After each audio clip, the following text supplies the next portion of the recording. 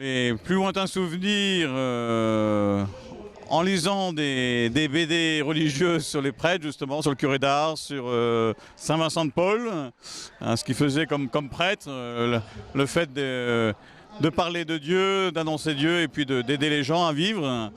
Et puis, au fur et à mesure, surtout de mes années d'études, alors d'abord au lycée, où pour moi c'était un temps où j'ai pris personnellement pour moi la foi.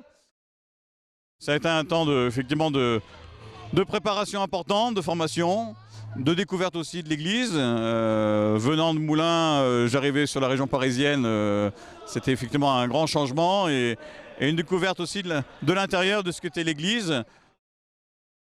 Je crois que c'est aussi important que dans ce temps du pardon ne soit pas un temps justement, soit un temps personnel, mais qui soit un temps d'ouverture aux autres, aussi de leur permettre de se réconcilier avec les autres dans les deux sens, quoi. Ceux qui les ont blessés et ceux qui les ont blessés. C'est pas moi qui prêche finalement, c'est vraiment le Seigneur qui d'abord parle. Hein, c'est d'abord l'évangile qui doit être annoncé et c'est vraiment Jésus qui doit toucher les cœurs.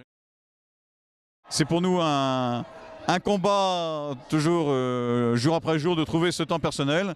Alors souvent, j'essaie de mettre le rendez-vous dans l'agenda avec le Seigneur en premier pour qu'il puisse être là. Alors bon, j'ai aussi des difficultés personnelles de maladie qui engendrent d'autres problèmes pour avoir ce temps personnel. Hein, mais voilà, il y a ce désir d'être seul à seul avec le Seigneur pour pouvoir me laisser nourrir et nourrir aussi les autres ensuite.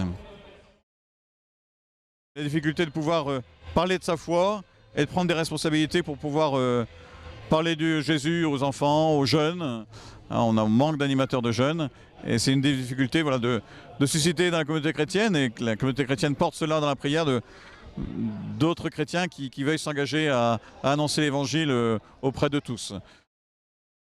La joie, c'est de rencontrer mes frères et sœurs, de pouvoir les accompagner dans les demandes sacramentelles, dans les demandes spirituelles, et puis après de les entourer.